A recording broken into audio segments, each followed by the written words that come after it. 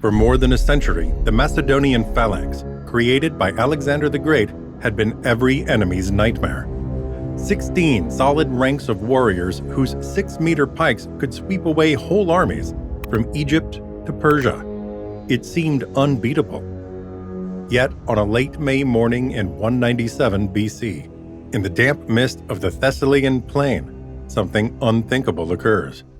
A Roman horn tears the silence with a deafening 110 decibel blast, and 20 enormous Numidian war elephants thunder forward, slamming into Philip V's phalanx and breaking it for the very first time before Rome's astonished legionnaires. It is not just a lost battle, it is a slain myth. Since Rome has defeated Alexander's heir, who can stop her now? And that freedom of the Greeks, announced by Titus Quinctius Flamininus, will it mean true liberty or the dawn of a new empire?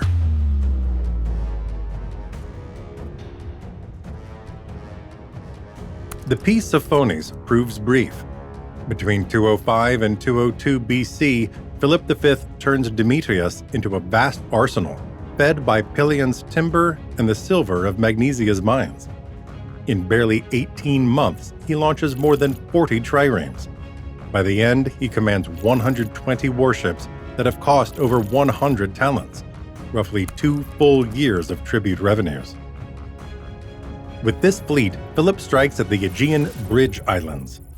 Aous, Thasos, and Ptolemy fall under the roar of his catapults. Aous holds out in part thanks to 70 Rhodian triremes and 50 from Pergamum, which saved the city, but not control of the vital grain corridor toward the Hellespont. Thasos endures a 3-month siege, then capitulates. At Ptolemy, the Macedonians batter breaches in the walls with heavy mobile rams.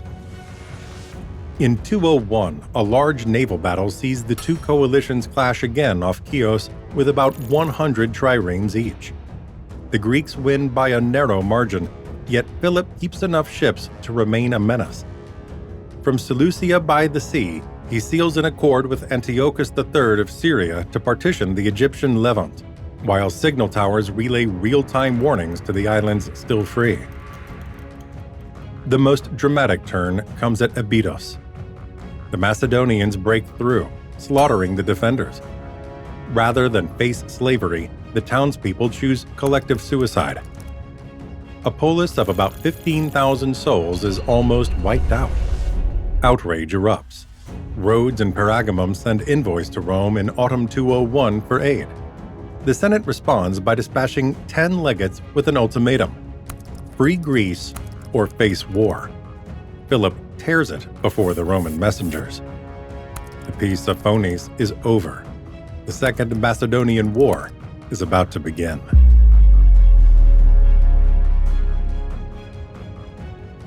In 198 BC, Philip V hopes to erase the Roman presence in Illyria and marches on Apollonia with 15,000 phalangites and the Thessalian cavalry.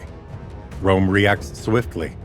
The proconsul Publius Supplius Gabla lands at Oricum with 2 legions, around 9,000 legionnaires plus allied contingents, and beats back the first attacks. Soon after, command passes to Titus Quinctius Flamininus, an energetic young general who speaks fluent Greek and promotes among the allies the concept of Hellenic freedom. Philip blocks the approach along the Aous River, holding a narrow canyon 30 meters wide and 300 deep, ideal for the phalanx. Flamininus orders a feigned frontal assault, but instead sends 2,000 Italian soldiers along a hidden mountain path, guided by a local shepherd paid 300 denarii, the wage of 10 farming years. At dawn, the Romans strike the phalanx's rear, torch the barge, and spread utter, mounting panic. On the signal, the whole Roman army wades the ford. Chaos follows. Over 2,000 Macedonians fall. 1,000 are taken, while Roman casualties are tiny by comparison. With the pass open, Flamininus surges into Thessaly. Pharsalus and Tricca defect. Epirus sends food and horses. The decisive fight has not yet come, but Macedonian invincibility is broken, and Rome can strike at Greece's heart with renewed momentum.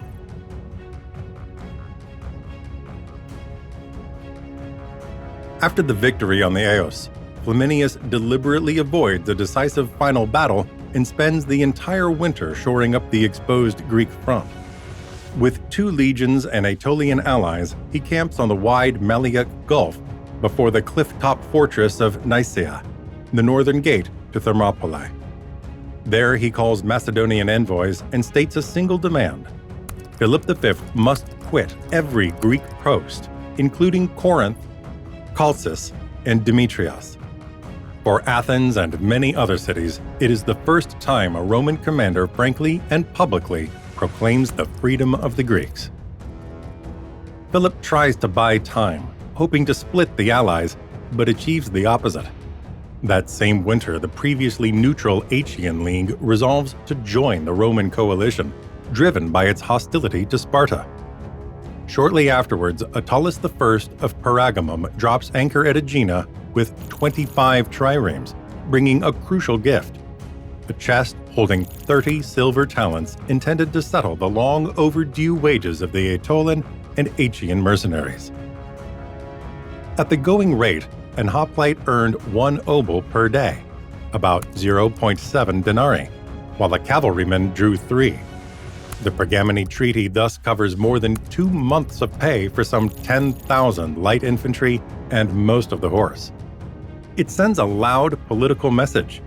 Those who side with Rome will not lack money or supplies. The anti-Macedonian coalition now unites Rome, Aetolians, Aegeans, Pergamum, and Rhodes' fleet with more than 200 warships. Flamininus pairs diplomacy with propaganda. New silver coins minted in Corinth and Argos bear Zeus hurling a thunderbolt and the legend "Friend of the Romans." They spread swiftly across the whole Peloponnese and beyond. Rome now openly steers Greece. Philip rejects the ultimatum, and war resumes. Did you know that most people who watch our documentaries aren't subscribed yet? If you enjoy animated maps and history, join our community. Leave a like and subscribe so you never miss the next episodes. At the very start of 197 BC, the 2 armies eye each other on Thessaly's broad, rolling plains. On one side stands the Roman Manipular Legion, arrayed in 4 lines: Hastati, Principes, Triarii, and Velites, each manipulus holding 120 men, spaced for easy maneuver. Every legionary carries 2 throwing pila and a gladius barely 1.7 kilograms heavy, shielded by a large rectangular scutum. Orders travel through the ranks by cornicines and tubicines, their long bronze horns, about 3 meters long, curving like crescents in the sun, issue 110 decibel blasts, a roar that cuts through battle noise, marking advances, withdrawals, or manipular rotations. The legion's hidden strength lies in flexibility. Thanks to gaps between manipuli, Romans can open or close files and maneuver with ease among hills, dips, and broken ground even on uneven slopes. Opposite stands the Macedonian phalanx, 16 compact ranks in which each man grips a 6-meter sarissa weighing 5 to 7 kilograms. In the front rows, up to 5 spear points overlap, forming a near impenetrable steel wall on level ground, yet a slight dip is enough for the long lances to lose alignment, opening fatal gaps. More than 75,000 sarissas aimed together perfectly at the enemy, fearsome only on regular terrain. For weeks, the armies run parallel drills. Romans stage small retreats to lure the phalanx onto rocky slopes where Macedonian lances lose cohesion.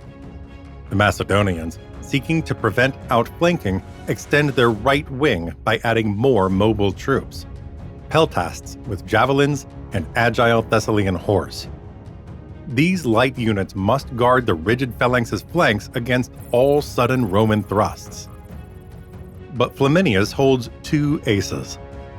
First, a group of 20 African elephants captured in the Numidian savannah and trained in Pergamum's royal stables. Gigantic, armored beasts, perfectly suited to terrifying horses and peltasts on any battlefield. Second, the swift Aetolian light cavalry, expert horseback javelin throwers, ideally placed for striking at the enemy's flanks and rear. Flexibility opposed to rigidity. Light blades versus shafts. When fog settles on Cynoscephalae, those numbers of weight, noise, and size will turn into blood and battle.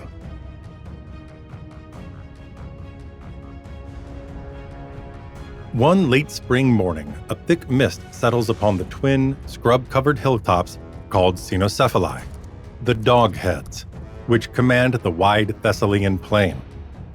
Two scouting parties, a group of Roman velites from the west and Thessalian cavalry from the east, ride out on reconnaissance.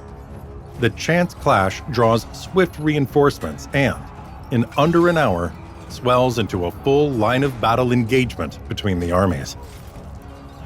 Philip V promptly deploys the phalanx on the southern hill, facing north. The Macedonian left climbs solidly toward the second height, while the right remains lower and descends slowly. Fog and stony ground break the Sarissa's alignment. Flaminius spots the imbalance at once. On his right, he pushes Hastati and Principes forward in loose order to block the descending column. Simultaneously, Aetolian horse and Roman manipuli swing round the opposite ridge, striking the struggling Macedonian wing from behind. Within minutes, Romans pin those who descend and encircle those who climb, ripping a decisive breach in the line. The final turning point comes when Flaminius notices an opening along the Macedonian flank. A single manipulus of 120 legionnaires wields 90 degrees, advancing parallel to the phalanx. Formidable from the front, the phalanx cannot fight sideways. The 6-meter sarissas cannot be swung. The ranks buckle like a concertina. New gaps yawn. The Romans hurl pila at close range and burst in with the gladius. Meanwhile, 20 Pergamena elephants charge the Thessalian cavalry, rushing up to shield the right wing. Horses bolt in terror. Panic ripples through the Macedonian ranks, and the phalanx crumbles fast. After 4 hours of fighting, the outcome is plain. Ancient sources cite about 8,000 Macedonians killed and 5,000 captured against fewer than 2,000 Roman losses. Plutarch recounts that a legionary personally handed Flaminius a Macedonian shield torn from the foe, the final emblem of the phalanx's lost invincibility. Rome now dominates the Aegean and can dictate terms.